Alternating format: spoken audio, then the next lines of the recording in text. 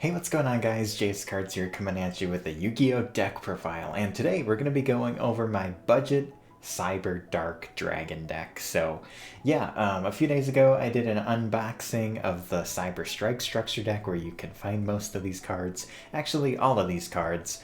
This is a $30 deck that you can make by buying 3 of the structure decks, and if you're just getting into the game or you're getting back into the game or you just want to learn Cyber Dragons and learn how the Cyberdark cards work, this is a good starting video and a starting deck you can build without spending a lot of money.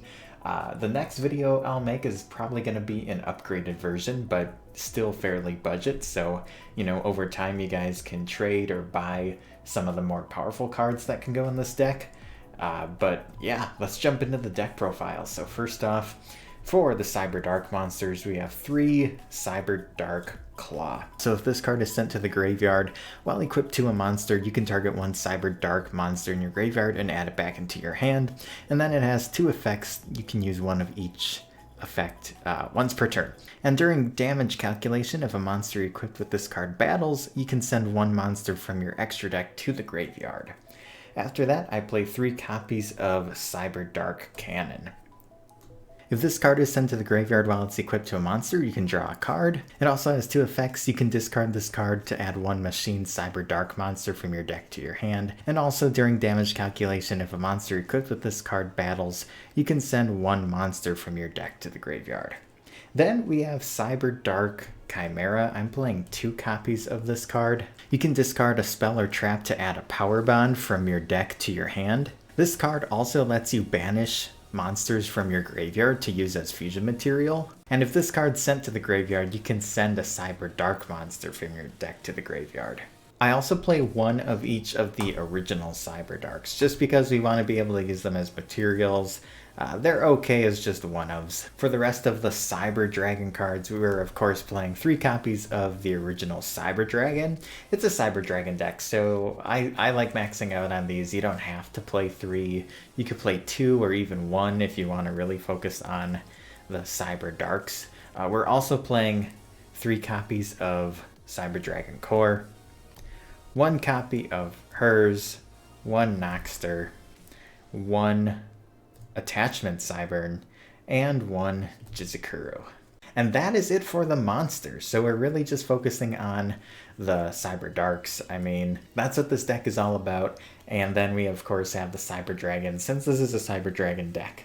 Moving on to the spells, we have some new cards here. We have 3 copies of Cybernetic Horizon. You can send 2 dragons and or machine cyber monsters with different attributes to the graveyard, 1 from your hand and 1 from your deck, and then you can add a dragon or machine cyber monster from your deck. If you do, send 1 machine cyber fusion monster from your extra deck to the graveyard. After that, I played 3 copies of Cybernetic Realm. You can add 1 Cyberdark monster from your deck to your hand with a different name from the cards in your graveyard. Immediately after this effect resolves, you can normal summon 1 Cyberdark monster. If you equip a monster from your graveyard by the effect of a Cyberdark monster that is activated when it's normal or special summoned, you can equip from your opponent's graveyard instead. Both of these spell cards are really cool. I think they help the deck out a lot, and it's what the deck really needed, along with some of the new Cyber Dark monsters that we got. Moving on, we have 3 copies of Cyber Emergency. It's really nice that this is a common now. Then I play 3 copies of Machine Duplication, 1 Power Bond, 1 Overload Fusion, and 1 Cyber Load Fusion for our fusion spells. Trap cards are short and sweet. I'm playing 1 copy of Cyberdark Invasion, and then another card that makes the whole structure deck worth the $10 or $11 that you might pay, and that is Infinite Impermanence. It's got Cyber Dragons in the artwork as well, but this is an awesome card. We're not playing any, like monster hand traps because this is the budget version of just building a deck with the structure decks, but we have this card, which is really good. Yeah, so definitely worth it. We might as well play it if we're going to be making a deck out of the structure decks. So that's it for the main deck. And then, real quickly, our extra deck.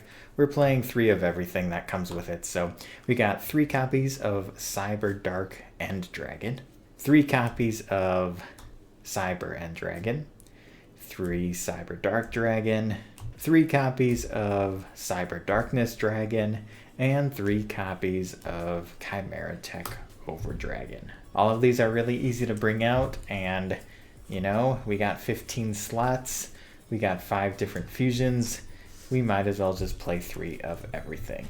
So there you guys have it. That is the budget version of Cyberdark Dragons. Stay tuned for a little more competitive version that I'll whip together. Still gonna try to keep it fairly budget. A lot of the cards you'll be able to get in low rarities. They've seen, you know, prints in this structure deck, in other machine type structure decks in the past. And yeah, we'll just kind of go from there. If you enjoyed this video or you found it helpful, make sure you hit that like button, subscribe for more, stay tuned for more Yu-Gi-Oh! News, deck profiles, and openings, and I'll catch you in the next one. Peace out and have a good one.